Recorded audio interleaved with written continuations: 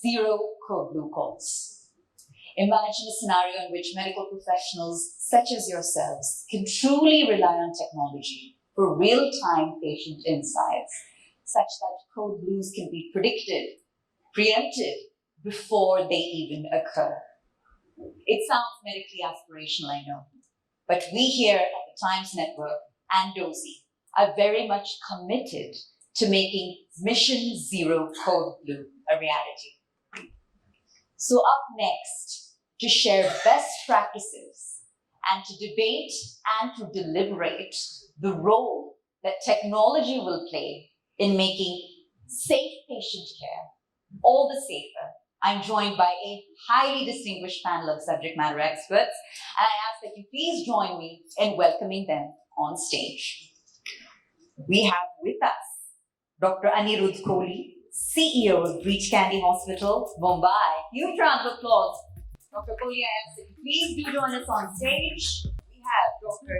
Vingaraj Nayak, Adult Hematolymphoid Disease Management Group, Department of Medical Oncology, Tata Memorial Hospital. Keep your applause coming, ladies and gentlemen, and I ask you please join us in welcoming our colleagues on stage to spearhead this discussion. Joining them, Dr. Shilpush Bhosle, Professor and Head, Division of Critical Care Medicine, Advanced Center for Treatment, Research and Education in Cancer, Tata Memorial Center, Mumbai.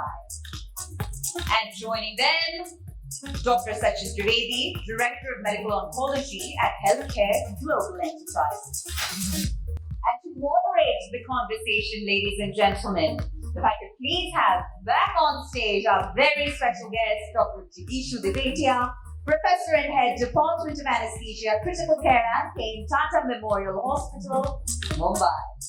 Some of the technology that's there, we saw how it works, the principles, we saw how it's been operationalized by the Apollo group of hospitals. We've also seen how early warning scores have been used in Calcutta and how they can help in picking up, maybe hopefully improving patient outcomes.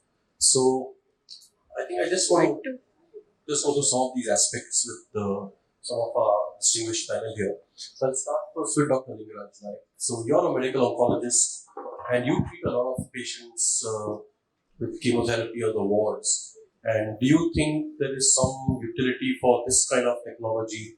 You know, you put them on a bed or you put a patch on a patient, monitor them somewhere at a nursing station or in a command center or a control center and pick them up for deterioration. Do you think there is some scope for this kind of thing in your field of work? Thank you, sir. So I deal with blood cancers and take care of transplant patients. So and as you have rightly said in your session also that they are quite immunocompromised, and the window with which they deteriorate as opposed to a immunocompetent patient is very, very less. So probably these are the patients where we need to have that time window and need to understand whether they're going to deteriorate faster early, and interventions can make a huge difference in these group of patients. And as you rightly said that for a ward, whenever you admit patients in our ward, and these are the patients which are commonly admitted, like febrile neutropenias and functional neutropenias with some kind of infection. So I think this is the best tool for this group of patients when we want to monitor them. So there is scope for this in the oncology wards. A lot of oncology chemotherapy happens in daycare. So do you think in daycare we can have this kind of thing? Because you've got large numbers of patients. You know, some of them have reactions to some of these drugs, and that's all. Do you think there is a role, or daycare need not really be part of this sort of system? So, thank you for having me here. And I think it's such a breath of fresh air to actually see that, when I was preparing to come here, and when I got there, I thought that actually we'll be talking about, oncology-specific technology. It is so refreshing to see that we're going back to the basics with the new technology. The kind of technology that has been demonstrated here, I think, has a role in almost all the sectors, or wherever we work, wherever there's a patient, we can use this technology. The current setup that we have for oncology-specific daycare is slightly different to where this is applicable at the moment. However, I can imagine that it can be adapted very easily. And we do have patients who are treated with, type of drugs where you can experience the patients can develop allergic reactions and other things. That makes it extremely necessary for a doctor to be on the floor all the time when the patients are being given this kind of drug. So having this kind of technology is definitely going to allow us to predict, for example, where we saw, when the dozy expert was telling us that you can actually preempt who is going to actually not do well. In addition to that, it also allows us to see if a patient is being sensitized to a kind of drug during daycare treatment, so that next cycle when they come to have, we can actually see whether we need to do any preemptive measure. So there's definitely a possible adaptation where we can use it in daycare. Okay. So, Dr. Kohli, I come to you as a proposal that we should have these kind of systems in the hospital. As an administrator, as a CEO, what sort of questions would you ask me as to to make my case that we should have this kind of system in the wards? How's it going to cost? What sort of infrastructure would I need? How will we recover some money, or will we make some money, or what sort of things would you look on this sort of thing from that point of view? Sure, I think it's a good question because we've been through this journey because we were very early with Dozy and we didn't think of Dozy from a commercial point of view at all. And it was only later, after many other places took up Dozy and got into the commercial bid of starting to call things smart beds, did we realize that we were leaving money on the table. Very simple from a safety point of view.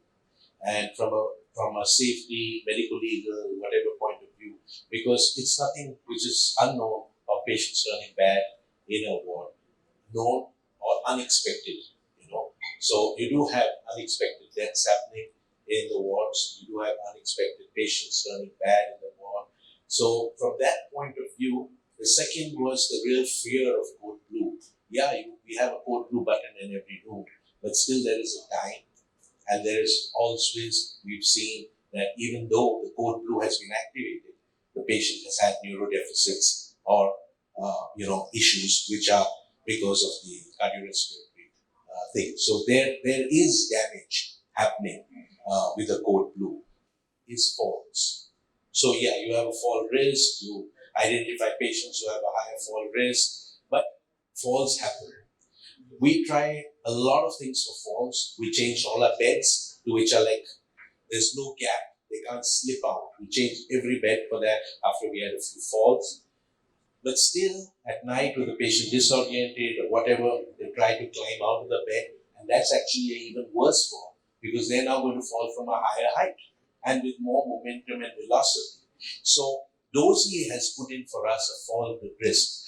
So it's a very simple thing. It's geofencing. So as soon as a patient who's probably immobile or not very mobile and a bit drowsy leaves contact with the bed, and those individuals which we identify as higher fall risk, we get an alert on the nursing station, the command center, the same thing. And we've had amazingly a couple of cases in the middle of the night, patient trying to get out of the bed, attendant in the room, fast asleep, snoring, and a fall over. So I think that's a great sort of thing that you brought out, and I think Gaurav also mentioned in his presentation that all the movements and all the vibrations you can capture and put to different uses. So fall risk and patient getting up when he shouldn't be getting up, and I think it's a great thing that it is looking on not as a revenue stream or not as something which is just money being wasted for monitoring, because monitoring is monitoring. I mean, how many patients are actually going to die? Monitor hundreds and maybe 5 or 6 will die, but as a safety sort of thing. And I think that's something, a great message that has come out of this. Now the question, Sheila, I want to ask you, when you heard this last presentation, the technology is fabulous. And it looks very impressive with all these graphs and these, heat diagrams and the shapes and all those sort of things. And even when you read these things, they make no sense to us. Right? The technology is beyond our understanding. As such as being doctors, we are technologically technologically challenged. These engineers are much smarter. So how much do you believe it, and what would it take for you as an intensivist to say yes, no, this is genuine and this is not some, no, there's something which we should actually investigate further and take to it. So excellent question again. So, see, as clinicians, we are inherently very skeptical of things. Like, so one is because we believe in primary non-nurses, so we don't want to harm the patient. And of course, the technology-wise, we are pretty challenged. But if the technology, if you say we used Apple watches and we've got the NEGM people who showed Apple watches are good enough to diagnose atrial fibrillation, and that was a big hit. And we are quite since the technology has developed so much, most of them would be using these wearable gadgets, though we don't look at it very often. But if we have a reliable technology, which is tested in a reasonable scientific way, and once we get our confidence on the the reliability of and the consistency of the technology, I'm sure clinicians do want to use them as a good monitoring tool. So I have no doubt in that. Once you are sure about the technology, I think we will be. So if we had so Dr. Kohli, now I'll come back to you. Dr. Mahajan mentioned with more knowledge, there is more responsibility. Now that you're monitoring patients, it just becomes more, it is your, the onus is on you to take action, and for you especially to set up a system where action can happen. Do you think you may reduce the code blues or something? Has it reduced code blues? And has someone ever said that, look, in spite of me, you putting me on this and making me pay for this, or I mean, you're not charging but others are, you could not prevent a cardiac arrest in my patient. My patient eventually died. Do you think that can create more problems for doctors at some stage? As I said, any code blue there might be some damage, all right? And then you could have the relatives come back and say, okay, show us what Dozy was showing 1 hour before, 2 hours before, 3 hours before. So this is one of our, it's actually a nightmare which I hope doesn't strike anybody, but it's something which does definitely cross one's mind. Sounds like Judge Sopar. I don't think it would. I don't think it will happen. I'm sorry because Dozy might not like to hear it, but the timing was brilliant. Right? The timing was brilliant for the statement. And you send the patients home, right? And they're fine for 1 week, 10 days, and then that's the time they sort of start likely to get neutropenia, and then they get fever, and then they start crashing.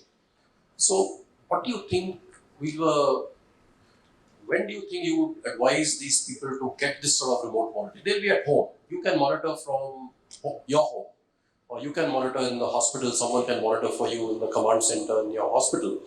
But when do you think is the time to apply this therapy and advise the patient, look, you finished 1 week of chemo, you should go and get a patch, or you should get this mattress? What sort of time frame are you looking at?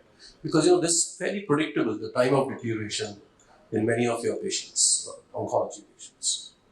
So very interesting question, actually. I wanted to comment on the initial question also, actually, that when you asked whether all code blues can be avoided, whether everyone can be safe. And the answer, possibly in my area of work, is no. But what we are trying to identify is the reversible, medical deterioration. So if you go to any death registry, the common cause of death would be respiratory failure, MI, or circulatory failure. But this is going to happen. But the question is whether we can identify the avoidable ones.